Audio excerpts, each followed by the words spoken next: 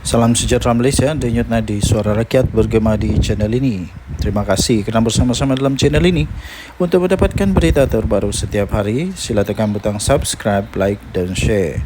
Malaysia kita punya, cintai Malaysia aku, kita jaga kita.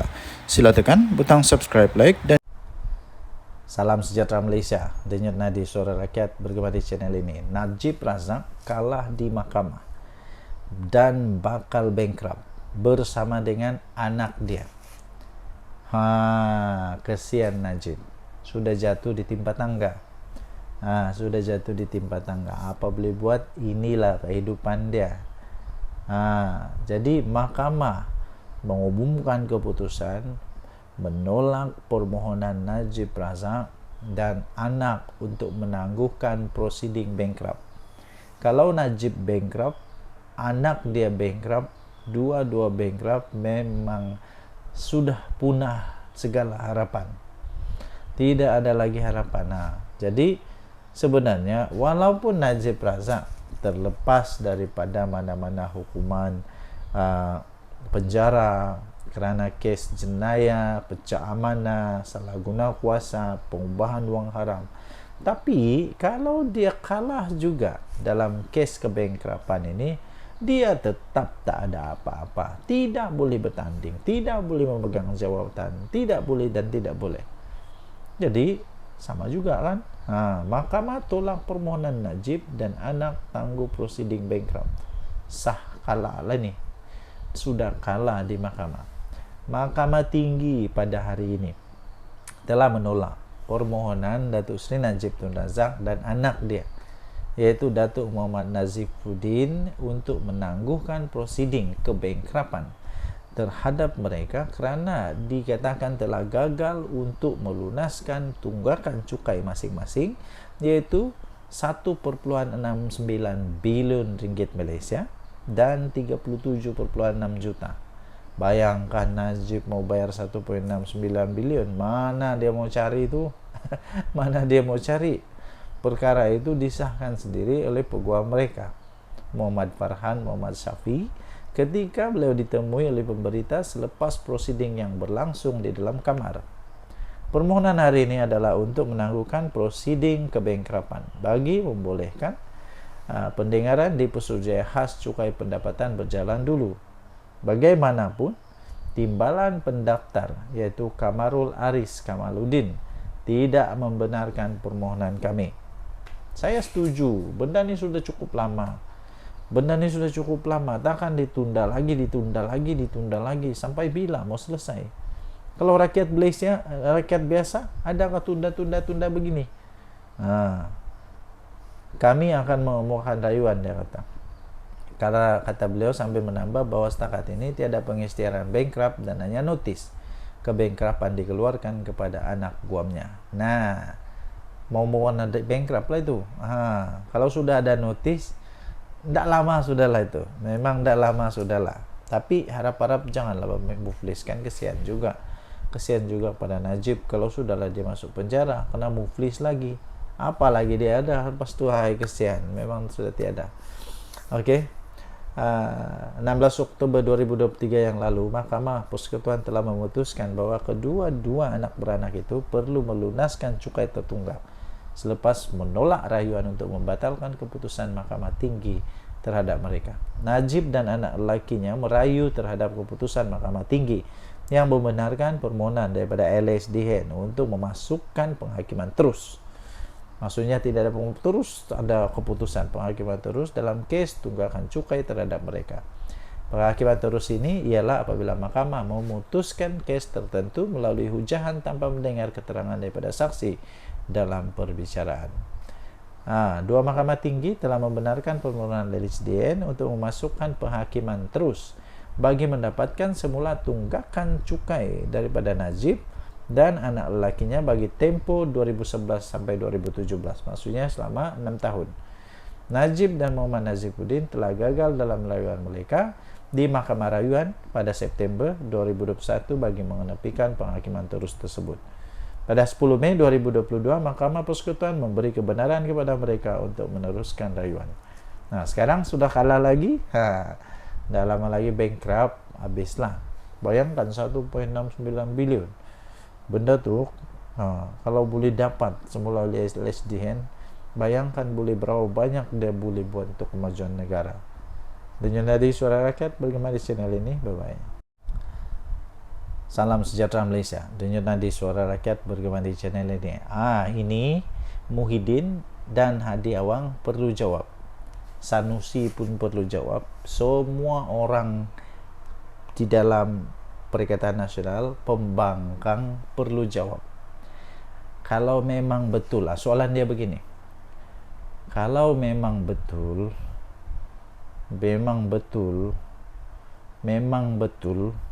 Perikatan Nasional mau memberhentikan amalan ada dana derma daripada syarikat arak, syarikat judi kepada sekolah vernikular, kenapa tidak buat masa PAS bersatu Perikatan Nasional berkuasa di Putrajaya dulu? Kenapa waktu jadi kerajaan tidak pula mau berusaha untuk hentikan ini? Kenapa sekarang sudah jadi pembangkang tiba-tiba mau jadi hero? Kenapa sekarang tiba-tiba saja macam seolah-olah semua yang orang buat salah, yang kamu buat itu saja yang betul, seolah-olah kamulah perfect? Tapi soalan dia, kenapa dulu Hadi Awang ada dalam kerajaan? Lepas tu siapa lagi? Ramailah orang-orang PAS dalam kerajaan. Taqiyuddin Hasan ada dalam kerajaan. Muhyiddin Perdana Menteri. Kenapa tidak hentikan waktu itu? Apa?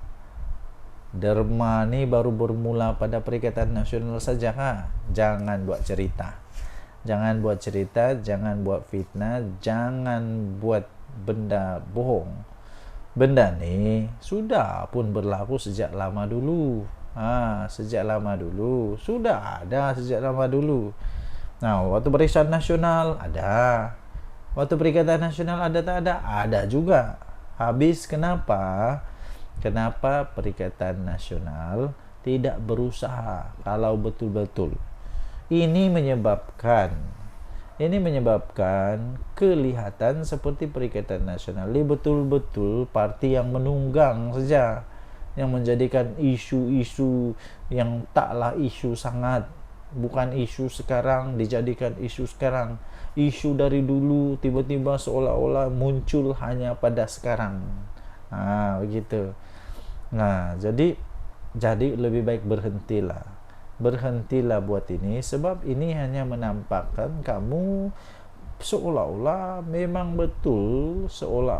memang betul penunggang kepada isu ini saja.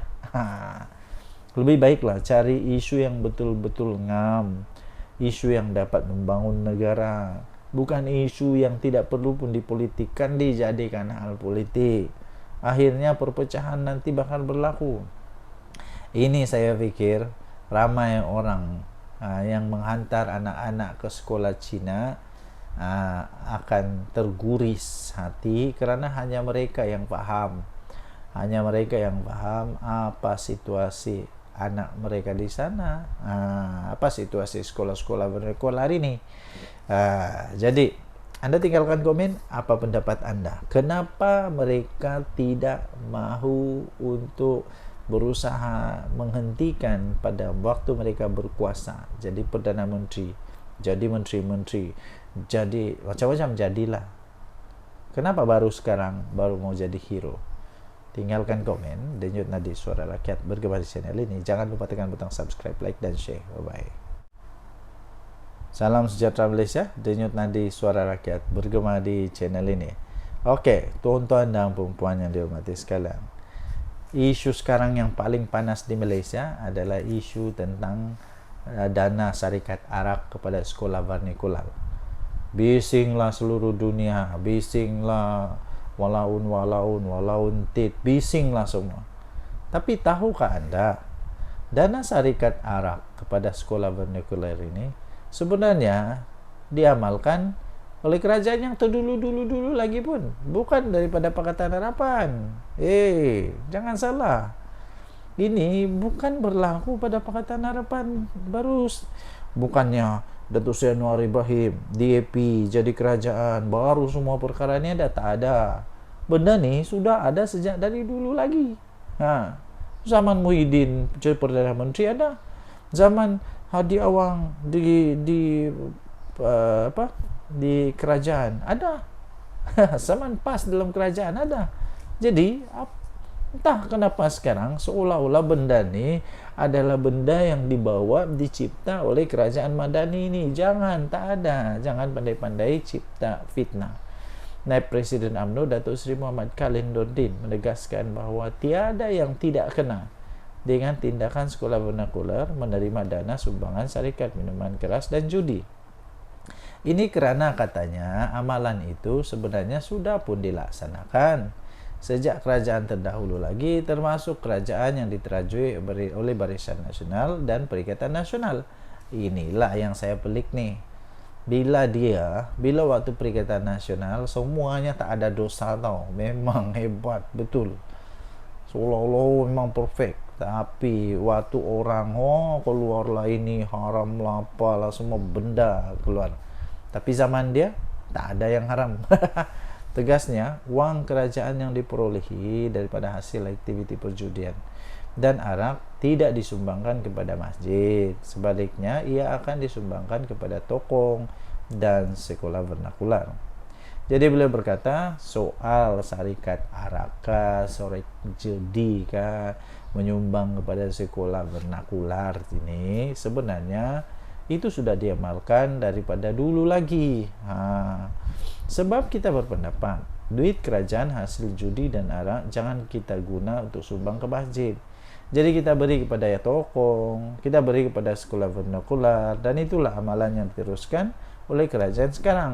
Entah zaman Muhyiddin mungkin dia tidak buat kot. Cobalah tanya Muhyiddin, zaman dia ada buatkah benda tu? Beliau yang juga Menteri Pertahanan berkata demikian kepada media selepas merasmikan mesyuarat perwakilan UMNO bahagian Gombak di Kompleks Lincah Mahaguru Omardin KLMO di sini hari ini. Muhammad Khalil Nordin turut mempersoalkan tindakan pemimpin Perikatan Nasional yang mengkritik sumbangan dana syarikat minuman keras dan judi kepada sekolah vernakular, sedangkan ketika mereka berkuasa dahulu pun gabungan itu tidak berusaha pun untuk menghentikan amalan berkenaan. Waktu dalam kerajaan tiada pun usaha, sudah jadi pembangkang nak jadi hero. Memang agak pening kepala, masuk air otak mungkin. Beliau berkata sumbangan wang syarikat minuman keras dan judi kepada sekolah vernakular itu sudah diamalkan kerajaan dahulu. Denyut nadi suara rakyat bergema di channel ini. Terakhir penutup dia, jika ia tidak betul, kenapa tidak menghentikan amalan itu ketika mereka berkuasa jadi kerajaan dulu? Kenapa? Sila jawab. Muhyiddin, Hadi Awang, sila jawab. Denyut nadi suara rakyat bergema di channel ini. Bye bye. Salam sejahtera Malaysia. Denyut nadi suara rakyat bergema di channel ini. Okey, tuan-tuan dan puan-puan yang dihormati sekalian, jangan main-main dengan api. Nanti terbakar diri. Jangan cuba-cuba nak jadi hero, nanti sendiri termakan dengan hero. Ramai orang mau jadi hero, cuba dedah ini, dedah itu, dedah dokumen. Tapi hati-hati bila mau dedahkan dokumen yang sulit. Hati-hati, nanti sendiri termakan diri. Nanti sendiri termakan dengan keinginan untuk mau jadi hero, tapi salah, melawan undang-undang. Ini tidak boleh dibiarkan. Jadi akhirnya Ketua Polis Kuala Lumpur memberikan penjelasan, peringatan. Dedah dokumen sulit kerajaan adalah kesalahan serius. Itu kata polis. Penahanan reman ahli jawatan kuasa penerangan bersatu, iaitu Badrul Hisham Syaharin, adalah proses biasa yang dilakukan berdasarkan keperluan siasatan. Jangan pula lepas ini kata kena tunggang lah, polis kena tunggang lah. Tidak, memang ini semua begini. Dulu pun salah seorang pemimpin Pakatan Harapan kena dalam kes ini. Siapa dia? Rafizi. Jadi kalau sekarang Cikgu Bat kena, sebab itu biasa terjadi. Jangan pula Muhyiddin tiba-tiba merayan kata itu ini. Muhyiddin tahu sangat, dia tahu betul dengan undang-undang ni. Dan saya terasa Cikgu Bat pun tahu dengan undang-undang ni. Ketua Polis Kuala Lumpur Datuk Rusdi Muhammad Isa berkata, kesalahan disyaki dilakukan oleh Badrul Hisham atau dikenali sebagai Cikgu Bat itu adalah satu perkara yang sangat serius di dalam mana? Di bawah Seksyen 8 Akta Rahsia Rasmi tahun 1972. Jadi dia kata ini proses biasa untuk menahan reman. Ada laporan, jadi kesalahan itu kita akan siasat, dia kata. Jadi kesalahan itu benarkan kita buat tangkapan dan ada keperluan kita akan tangkap, bergantung kepada siasatan, katanya. Jadi janganlah risau kalau tidak ada apa-apa salah, nak takut apa? Kalau memang buat salah, terimalah. Saya pikir Cikgu Bat yang dipilih menjadi orang-orang besar di dalam Bersatu, dia bukannya bodoh kah, babal kah, tak palui kah, tidak. Dia bukan palui. Dia tahu konsekuensi bila dia keluarkan benda tu, bila dia kongsikan maklumat tu. Dia tahu kalau itu rahsia kerajaan kah, bukan rahsia kerajaan kah. Jadi sekarang kalau mau jadi hero, teruskanlah jadi hero, tapi jadilah hero yang bijak. Jangan jadi hero yang bodoh pula. Berdasarkan Seksyen 8 Akta Rahsia Kerajaan, kesalahan itu sangat berat. Membabitkan dokumen kerajaan, walaupun cuma salinan, kita nak tengok siapa yang ada dokumen hak milik kerajaan itu. Sebab dia, Cikgu Bat, tidak bekerja di situ. Ini yang bikin pening nih. Cikgu Bat tidak kerja di situ, tapi dia ada itu dokumen. Jadi dari mana dia dapat, macam mana dia boleh dapat? Ini memang mengejutkan. Beliau berkata demikian pada majlis serah terima tugas Ketua Polis Daerah Dang Wangi di Ibu Pejabat Polis IPD Dang Wangi. Okey, jadi anda boleh layari seterusnya di dalam Harian Metro, hmetro.com.my untuk berita ini. Deda dokumen sulit kerajaan adalah kesalahan serius, kata polis. Kita jumpa lagi. Bye. Salam sejahtera Malaysia, Denyut Nadi Suara Rakyat terus bergema di channel ini terbaru, tuan-tuan dan puan-puan. Adakah Datuk Seri Anwar Ibrahim akan bertahan menjadi Perdana Menteri paling lama atau tidak? Mungkin tidak kesampaian. Tapi Datuk Seri Anwar Ibrahim, saya fikir dia bukan gila untuk nak jadi Perdana Menteri lah. Tidak. Yang penting memang dia mau selamatkan negara Malaysia. Okey. Hadkan tempoh perkhidmatan Perdana Menteri tidak lebih daripada 10 tahun. Itu perlu dibahaskan di Parlimen. Itu daripada Menteri di Jabatan Perdana Menteri, Undang-Undang dan Informasi. Satu sidang khas Parlimen perlu diadakan di bawah Peraturan 11/3 Peraturan Dewan Rakyat dan Dewan Negara untuk membahaskan pengehadan tempoh perkhidmatan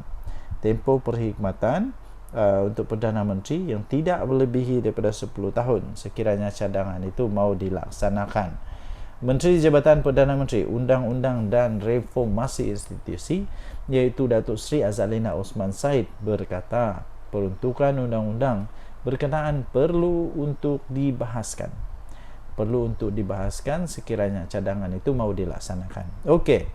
Menteri Jabatan Perdana Menteri itu iaitu Datuk Seri Azalina Osman Said berkata peruntukan berkenaan perlu dibahaskan untuk memandangkan pindaan itu merupakan perkara yang memerlukan perbahasan mendalam dan keputusan daripada Jemaah Menteri. Okey.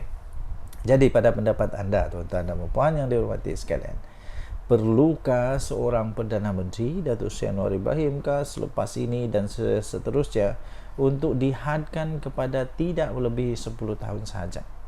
Pada pendapat saya, ada kebaikan dan ada keburukannya. Kebaikannya ialah dapat lama dia untuk merancang strategi membangun negara. Tapi keburukannya ialah dia boleh jadi pula kuku besi. Dia boleh jadi pula terlampau banyak betul dia buat sampai orang lain tidak boleh buat apa-apa. Jadi kita boleh nampak lah. Kita boleh nampak apa yang terjadi kepada Datuk Tun Mahathir.